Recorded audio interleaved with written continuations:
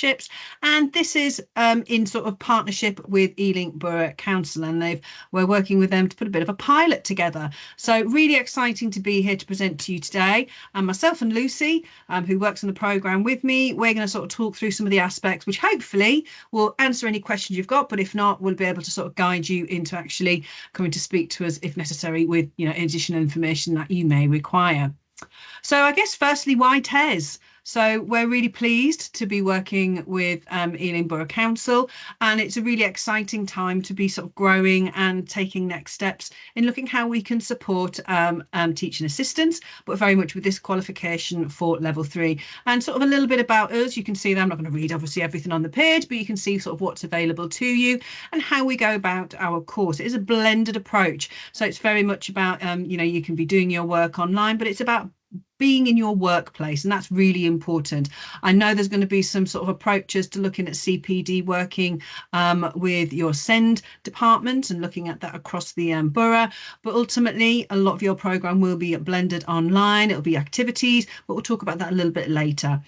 You can see in terms of the programme, we're growing. We're 75 and keep growing every sort of start date, which is every beginning of every term. We're working nationally, so we've got a minimum of around 50 schools that we work across the UK, and that can be from primary, secondary. We've got SEND settings, alternative settings, independent schools. So very much we cover a wide age phase and breadth. We currently have, so the end point assessment is that final sort of rubber stamp mark celebration for you completing the apprenticeship route. And recently we're very pleased that we had a very positive Ofsted inspection in September, which was overall graded good. And I think I wrote something the other day which says really quite overwhelmed about the fact that our behaviours and attitudes was acknowledged as outstanding. So for us, that's about our care and how you feel and you're happy on the course. So, you know, that was a fantastic accolade, really, which we're very proud of. So what is an apprenticeship route? So it is, as I've said, you're going to be in your school. So you have to be employed, and you are employed as a teaching assistant. So it is a very much a earn as you learn, and you're going to gain the skills that you need, which are again something called knowledge, skills and behaviours, and that's part of the apprenticeship standard. And you will be, as you go through the course, building and developing those knowledge and skills and behaviours to show that you're meeting the standard. It is a mix of on the job and off the job. So on the job is obviously your role in the school and the things that you do. The off the job will be the training part, and we'll go into that in quite in detail because it's a very important sort of statutory part of being on an apprenticeship route. You can be on any age to be in an apprenticeship. I think there is a little bit of a myth that it's something that people go on as soon as you finish school, but actually anyone of any age can be on an apprenticeship. And the apprenticeship is because you're accessing a levy pot, and a levy pot is something that businesses over a certain salary can then put into this pot, and then they use it to support professional development. And if it isn't spent, then it's a pot that the government like to get their hands onto. So it's really important we can utilise that. We've got people on here from literally from school age, so from 16 to 17, and all the way up to people who might have been sort of teaching and been in schools as a TA for, you know, a decade. This is all about that honing and developing and really looking at depth of those knowledge, skills and behaviours, and looking at the pedagogy and how children learn and lots of other aspects. So it's a really exciting opportunity to optimise this opportunity and this funding route. And we know a lot of schools use this, and this is what you know, we're working with your local authority on, is to grow your own TAs and look at how that actually there's potential career progression here, and we'll talk a little bit about that later on also. I know at the moment this is looking at existing staff, so people are already employed, but potentially is something we call recruit, retain and retrain. So it's very much about how you can nurture and really use this as a way to support staffing within your schools. So as I said, this is about nurturing. It's looking after your staff. We all know that as in terms of staff, we love what we do. That's why we're in education. So very much it's about how we can support people to have that longevity in schools and develop in their roles. We know with the current climate, what's happening also in education, children with EHCPs, and actually that changing dynamic in education, that we need to look at a route on how we can support this. So some of the things we've sort of going to touch on are sort of on this list here. Obviously, we're going to talk about the fact of the levy, the fact of the timeline, the support needed. We're going to give you a bit of an idea about how the topics you might study so you can get an idea what you're going to look at each month. Functional skills, if you haven't got that GCSE to enter the course. Off the job, as I've said, statutory requirement, we'll need to talk about a bit in detail, and then how you're going to apply and how it's going to work with working with TES. So I'm going to pass over to Lucy now. And when you are on the course, Lucy's probably one of the main people you'll speak to on day to day. She's the delivery program manager, and she'll be very much about your well-being, looking at any problems you have, and actually managing you through your course and supporting you. So between us, we sort of head up the program, so to speak, but you'll have sort of different touch points with us. So I'll pass over to Lucy now. Thank you, Laura. Okay, so this is a nice little diagram which gives you an outline of the timeline and a structure of the Level 3 TA apprenticeship. So in the first grey box, we've got the initial assessment. And the initial assessment is obviously after application on our PICS platform. We would invite you for an eligibility interview where we would just discuss your role in school, any prior learning that you have, discuss your functional, if you have your GCSEs or functional skills. And after that, we would then ask you to complete a knowledge, skills and behaviour audit, which would be a benchmarking of your prior learning, as well as any benchmarking English and maths if that is needed. So when you're on programme, which is typically 18 months, that depends on whether you are full-time, or if you're part-time, it could be slightly longer. We've got 4 of the blue arrows going across, which all interlink. It's learning and development across your programme. Your on-the-job training, which Laura talked about, is in your role, and whatever role you're in, whether it's a one-to-one or a general TA, what setting you're in. The off-the-job training, which Laura's going to talk about a bit later on, which talks about all your study that you're going to be doing and your new learning against those knowledge, skills and behaviours, which we have audited in the initial assessment. And you're going to be gathering together an apprentice portfolio towards your endpoint assessment. Now, underneath we can see we've got, if they haven't got your GCSEs grade A to C, A star to C, or 9 to 4 as they're known now, or your level 2 functional skills, you will be asked to sit that alongside. But Laura's going to talk about that a bit further on. But also there is that journey alongside on programme where you are developing your English and maths skills. So that's something that is worked on as you go through. You can see in the next section, you've got your assessment gateway. Now, to get to gateway, you'll have to have your portfolio of evidence collected, and also your learning needs to be completed on our online platform, as well as your knowledge, skills and behaviours. We need to be looking at those to make sure we've got that distance travelled. And then once you get to gateway, you're moved on to your endpoint assessment. We have recently started with a new EPAO, with Elite, and this endpoint assessment takes two parts.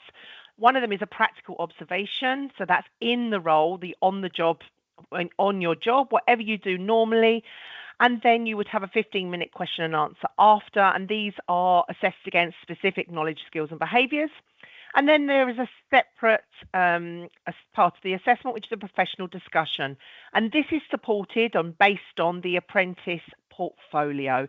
So this is where the assessor will discuss, again, specific knowledge, skills and behaviours, and really talk through different scenarios, and for the apprentice to really talk about how they've met those knowledge, skills and behaviours. And finally, the most exciting part at the end is the completion and the certification. And we do really feel that the endpoint assessment is a celebration of all the hard work that the apprentices have put in over their 18-month plus.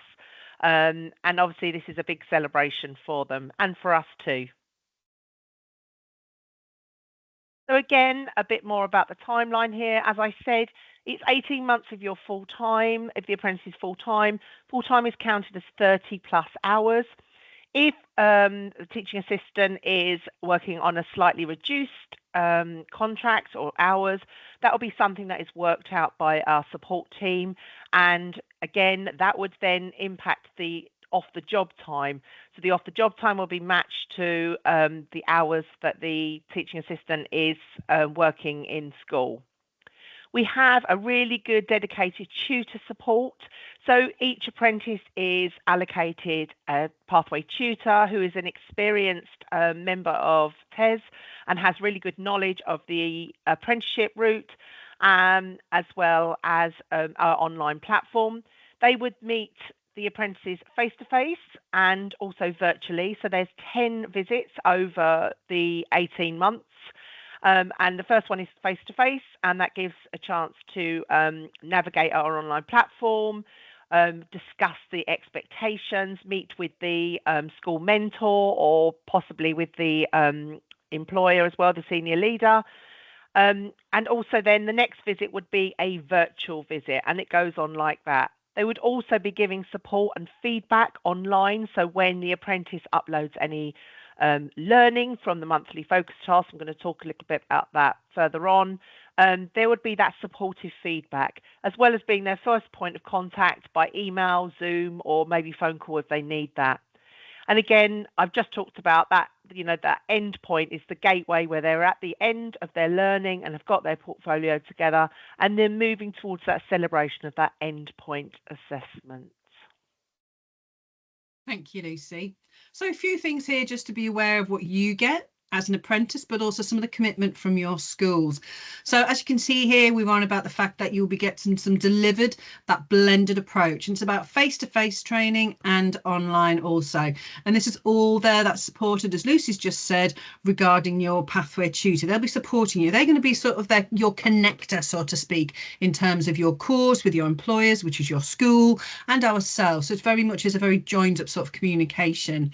It's really been developed, as we said, about looking at those knowledge, skills and behaviour, and you'll see as we look at curriculum how that is weaved through.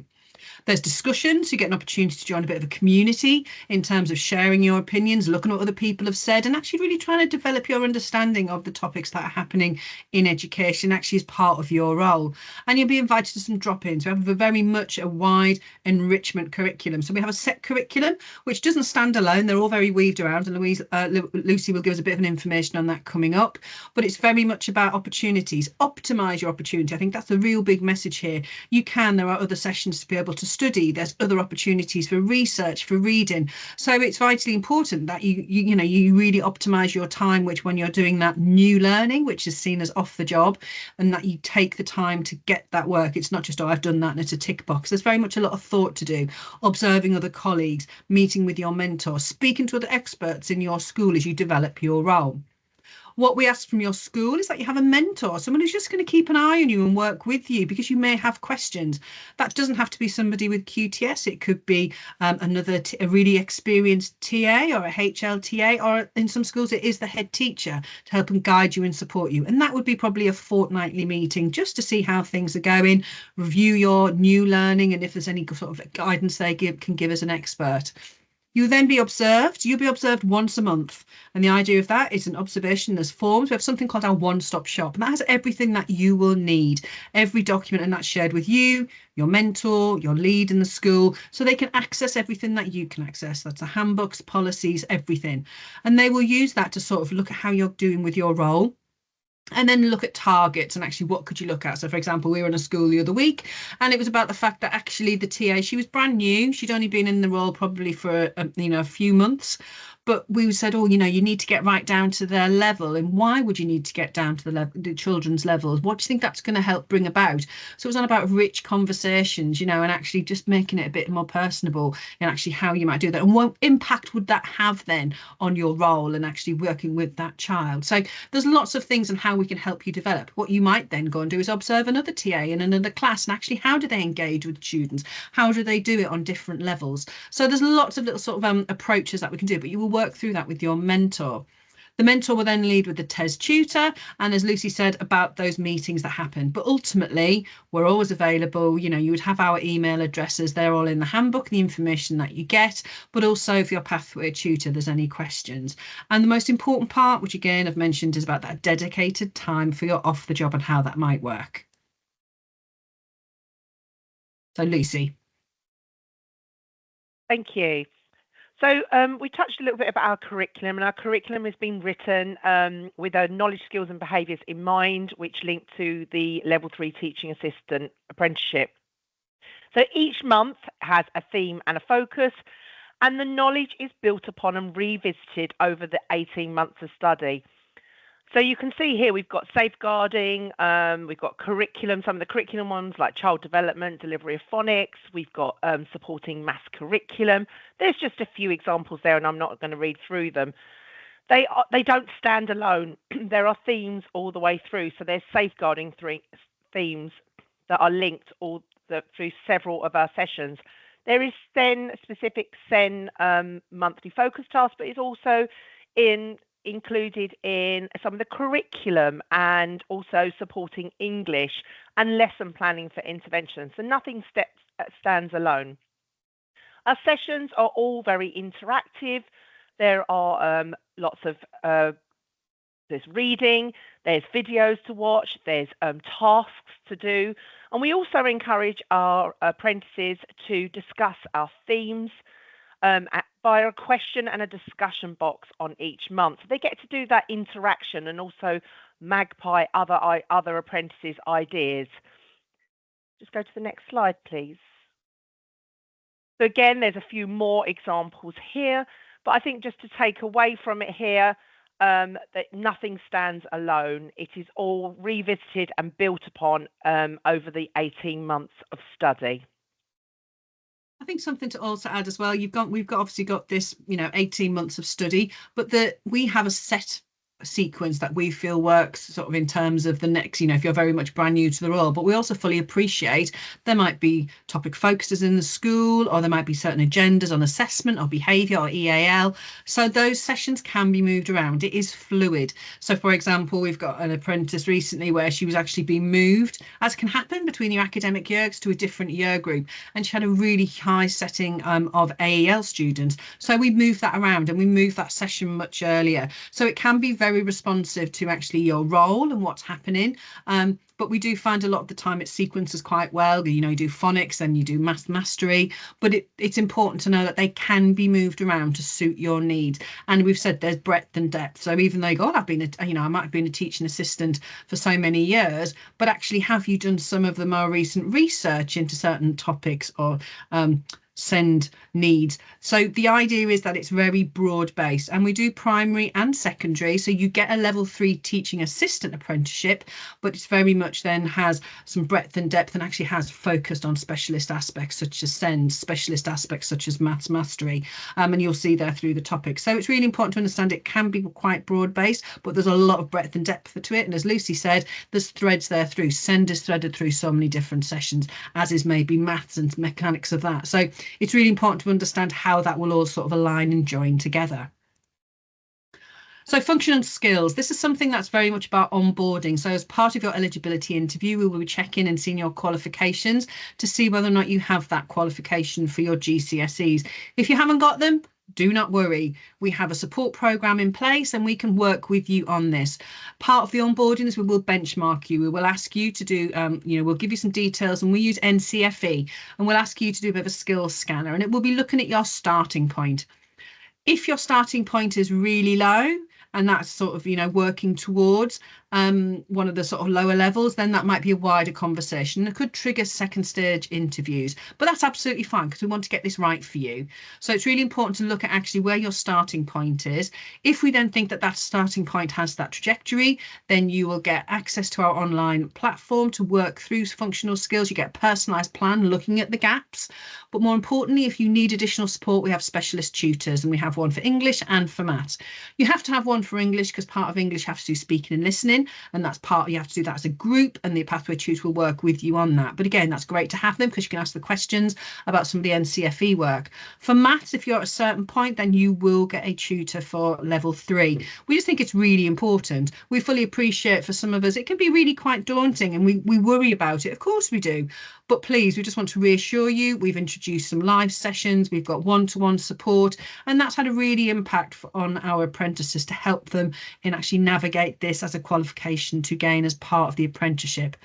It is needed, but by the time we sign you off from Gateway, so you have about a year to be able to gain this. And it's like everything in life. If you have routine, if you have a bit of study, you chip away at it, we will build through. And there's a lot of support and guidance there. But the idea would be we would audit this as part of induction. It might trigger a second stage interview so we can really get this right for you.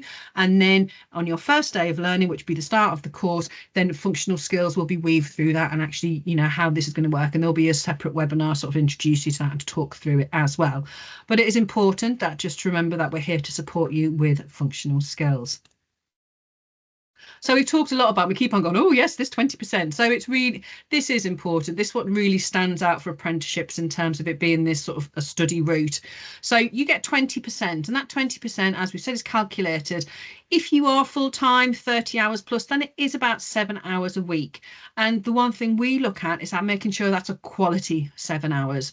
Now, in some schools we meet, they go, yep, we're going to give them a whole day because that works well for them and that works for their timetabling. But it can be across a few days as well. It's really not a problem as long as from our perspective, it's a solid hour, no less, and it's an opportunity for you to work without being disturbed, and you can get some quality study done.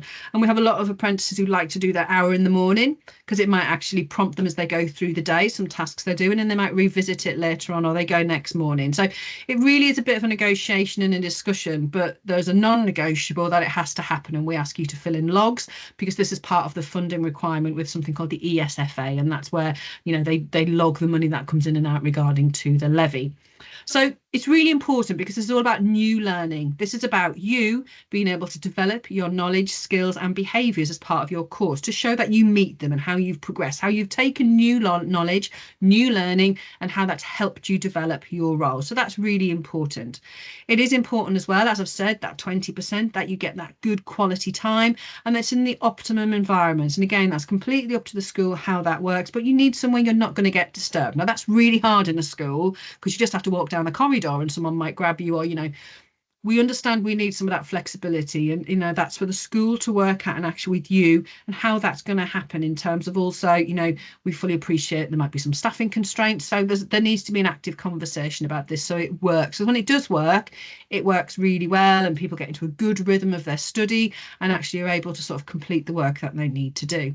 So this is really important. Your pathway tutor will monitor that, we will monitor that to make sure that you get this requirement because it's important. It's how you're going to help and develop and train as part of the programme.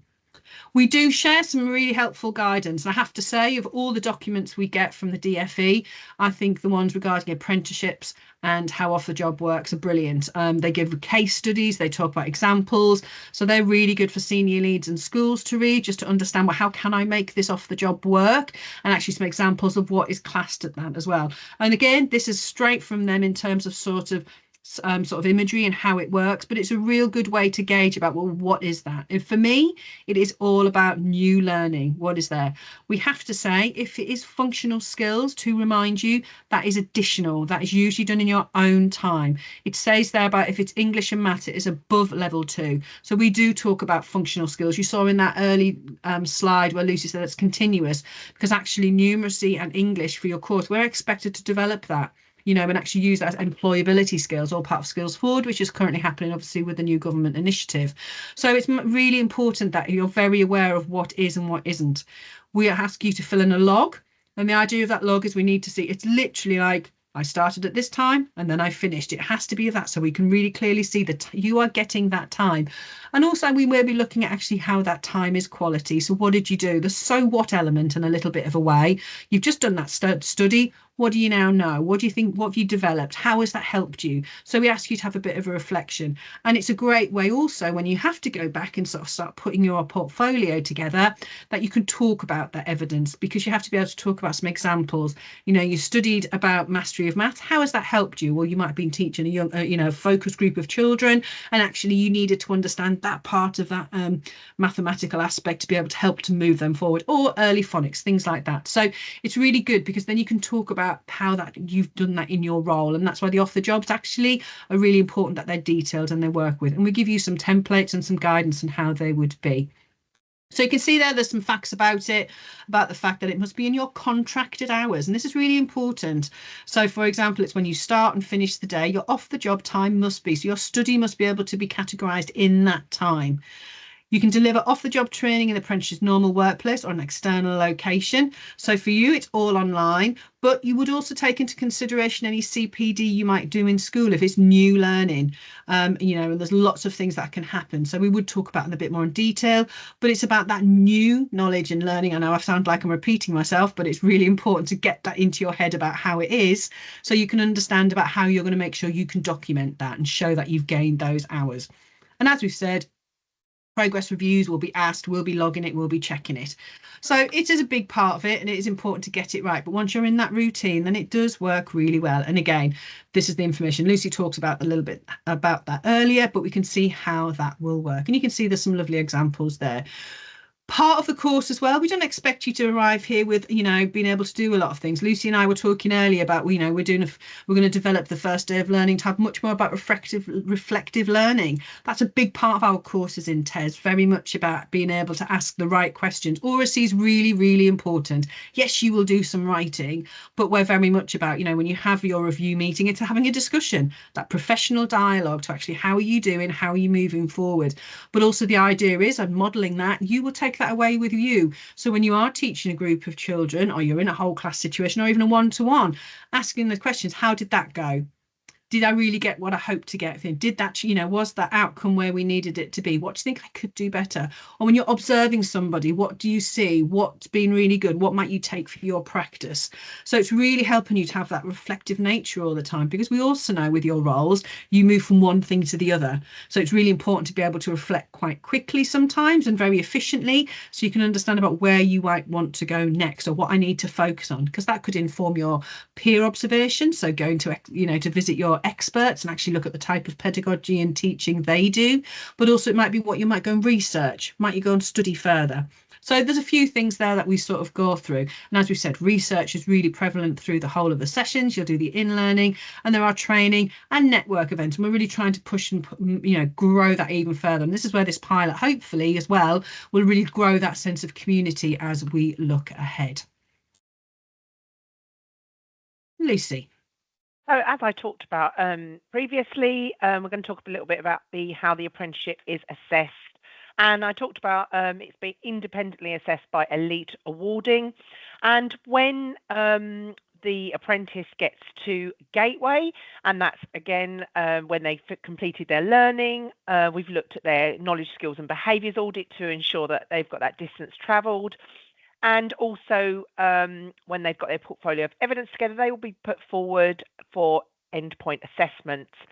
Once they're registered with Elite, they will be then contacted, and they will have a booking meeting. And that's a bit of an informal meeting where the apprentice and the employer and ourselves at TES get to meet the assessor and discuss any requirements, what's needed by the school for them to come and visit, what's needed the assessor needs in terms of maybe a room to have that professional discussion in.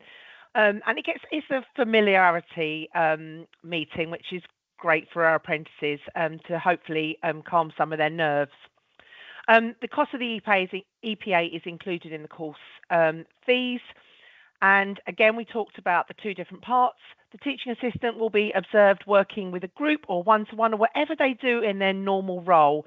And this can be for about 2 hours, an hour and a half to 2 hours overall. And then they have a 15-minute question and answer with the assessor, just to maybe fine-tune or find out finer details about some of the knowledge, skills and behaviours.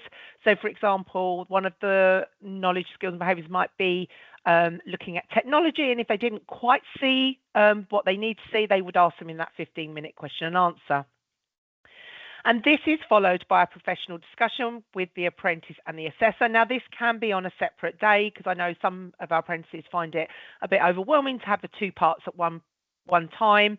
And this would be done remotely if it was done on a separate day. But that's something that is discussed during that booking meeting at the beginning of this whole process. Then what would happen is, after 10 days, you would get the final decision and the grading for the endpoint assessment from Elite. And the grading is either a distinction, a merit, a pass or a fail.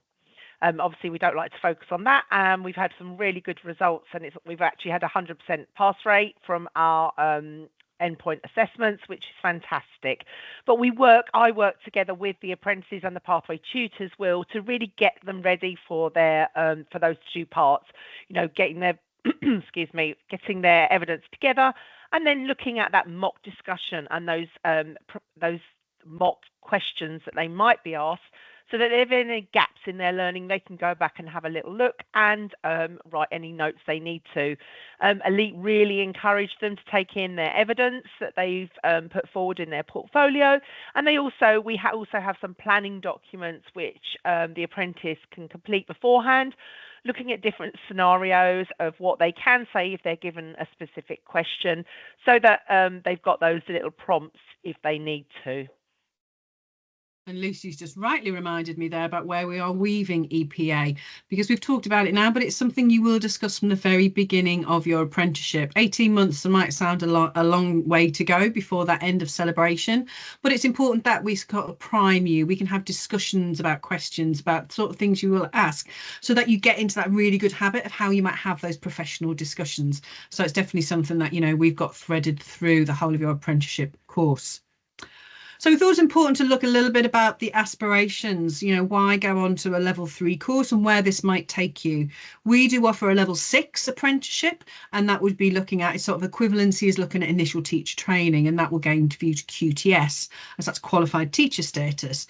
The one aspect of that is you would need a degree to be able to actually move towards that qualification. But you can see there just where sort of the level 3 sits. It is around an A level, hence why it's 18 months.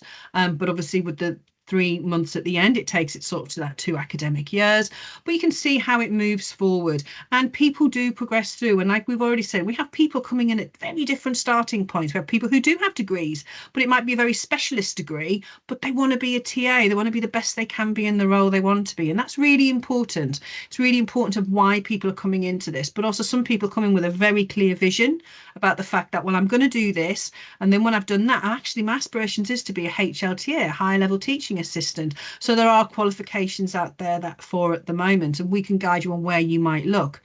We do guide you into looking at the Chartered College of Teaching. There is really fantastic support there. They are really championing teaching assistants, and in the handbook there is information there about joining their networking and their community. They're also at the moment piloting a next stage qualification, so that's something we are sort of investigating.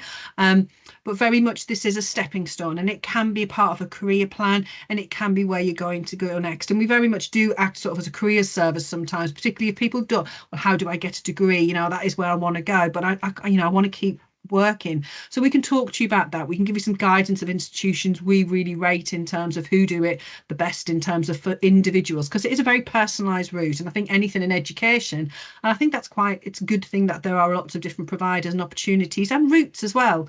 Some people will just go a teacher training route. Some people actually need to do the earn while they learn sort of approach. So it's important to know that. So we do spend a lot of our time sort of trying to give you those little guidance of who you might speak to. But that sort of gives you that trajectory of where it might go and what you could do, and ultimately, like everything in life, it's there for the taking. I guess it's really understanding, well, how do I join those dots up, or what do I do next to go through that? And for us, we have had some real great success stories. We have people where this has really changed their lives. They are using this and they love being a TA. And I do say to them, have you ever thought about the next steps? And actually, for some, they're like, no, I just love doing what I do.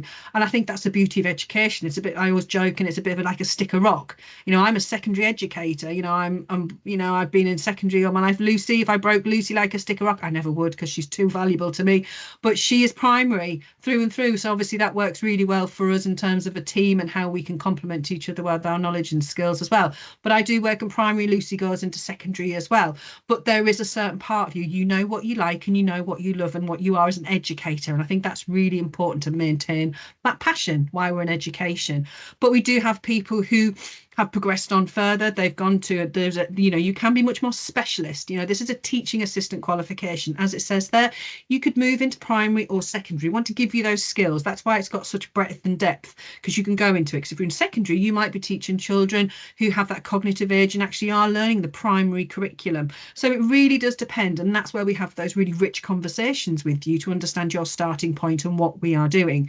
People might then go to more of a specialist route. So they could look at there is a Senko route out there for a level 3, or looking at the HLTA.